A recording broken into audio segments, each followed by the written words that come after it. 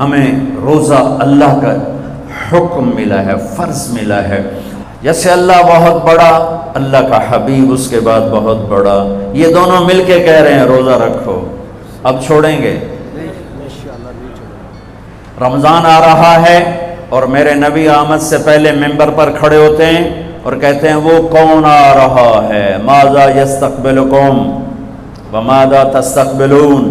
پھر فرماتے ہیں وہ کون آ رہا ہے، ماذا یستقبلکم وماذا تستقبلون. پھر آپ کہتے ہیں وہ کون آ رہا ہے، ماذا یستقبلکم وماذا تستقبلون. 3 دفعہ وہ کون آ رہا ہے، وہ کون آ رہا ہے، وہ کون آ رہا ہے. صحابہ ویکھن لگ گیا آیت ہے کوئی نہیں جی کی فرما رہے ہیں، او آ رہے ہیں، او آ رہے ہیں، او آ رہے ہیں. تو حضرت عمر کھڑے ہو گئے، یا رسول اللہ اوحی نزل، بندہ تو کوئی ہے نہیں تو کیا وحی آئی ہے؟ ہمیں کہا نہیں. تو کیا کوئی دشمن آ رہا ہے جو آپ نے دور سے دیکھ لیا ہے اور ہم اس کی تیاری کریں؟ ہم نے کہا نہیں. تو کہا تو پھر کون آ رہا ہے؟ ہم نے کہا رمضان آ رہا ہے، رمضان آ رہا ہے. فرض 70 فرضوں کے برابر، نفل فرض کے برابر. تراویح کے ہر سجدے پر 1500 نیکی، ہر سجدے پر 1500 نیکی. تراویح کے ہر سجدے پر جنت میں خوبصورت گھر جس کے 60,000 سونے چاندی کے دروازے. تراویح کے ہر سجدے پر جنت میں ایک درخت سونے چاندی کا جس کے نیچے 100 سال عربی گھوڑا دوڑ سکتا ہے. یہ میرے رب کا کرم فضل انعام. شیطان قید کر دو، ہو گئے. جنت کے دروازے کھول دو، کھل گئے. جہنم کے بند کر دو، بند ہو گئے. اے مچھلیوں، اے چونٹیوں، اے پرندوں، اے پروانوں، اے سانپ بچھو، تم بھی روزے داروں کے لیے دعا شروع کر دو. کر دی.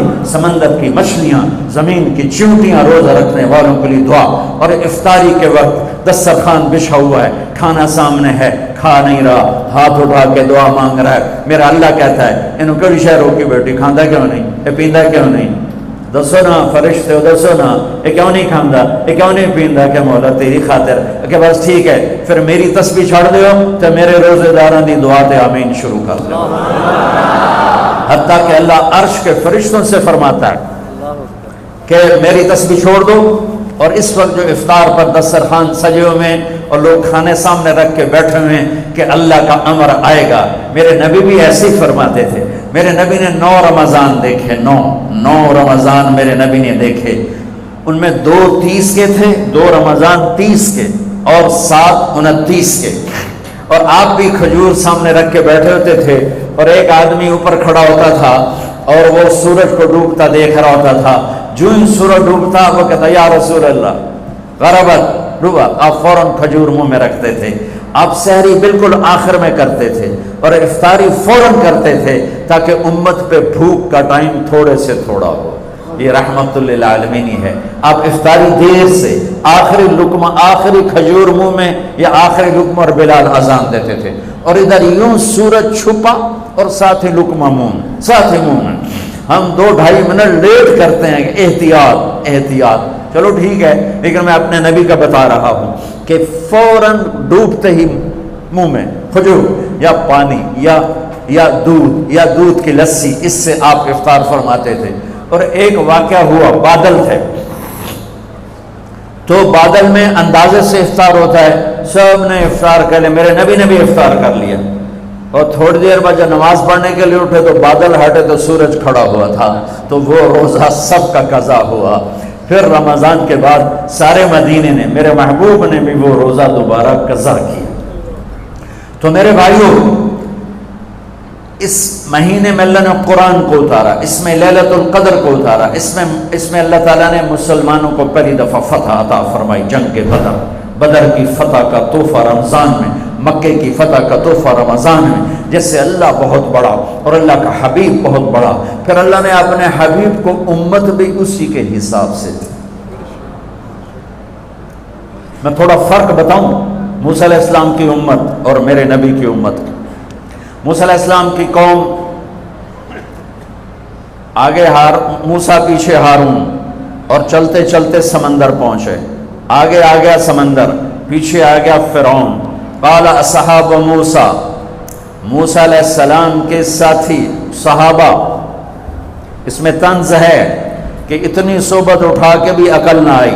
قال اصحاب موسیٰ، بنو اسرائیل نہیں کہا، اصحاب موسیٰ کہا، کہ ان کے لیے اس میں لان تان ہے کہ اتنی صحبت کے بعد بھی تمہارا ایمان یقین نہ بنا.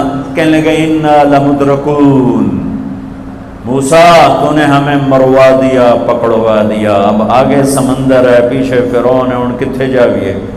ان کو نہ موسیٰ علیہ السلام کا فکر ہوا اور نہ ہارون علیہ السلام، انہیں اپنی پڑھ گئے.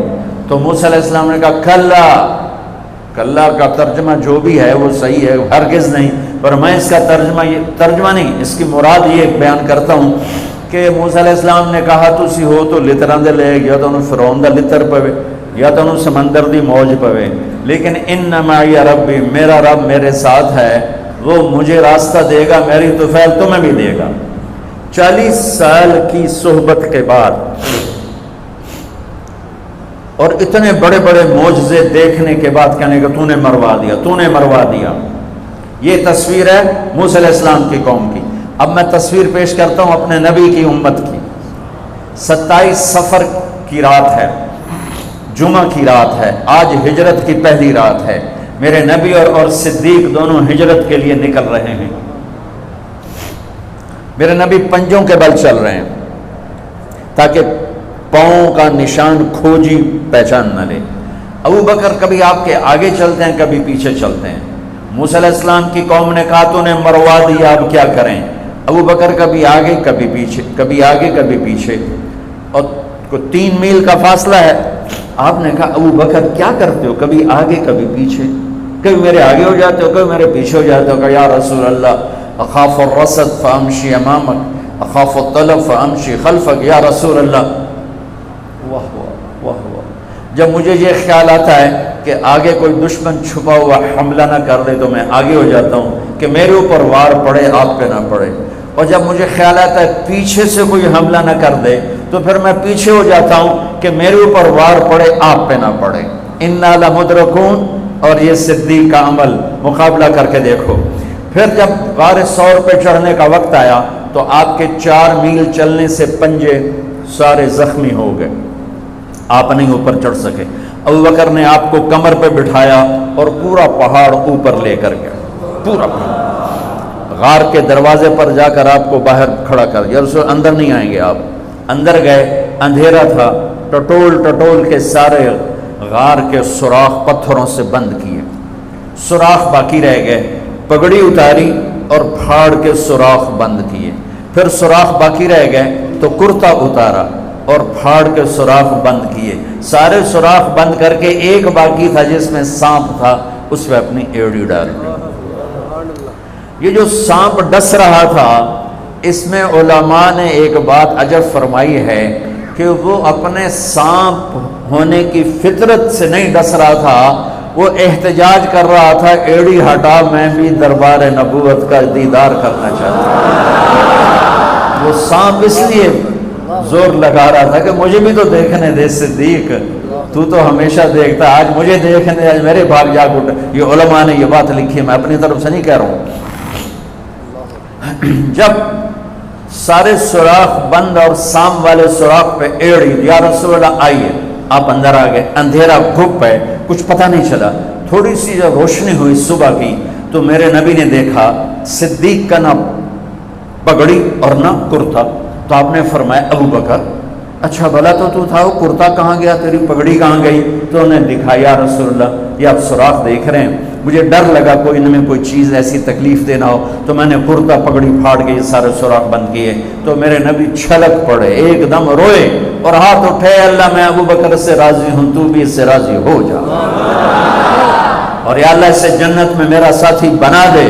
اسی وقت جبریل اترے، یا رسول اللہ ابشر، یا رسول اللہ خوشخبری ہو، اللہ آپ کے ابو بکر سے راضی ہو گئے اور جنت میں آپ کا ساتھی بنا دیا.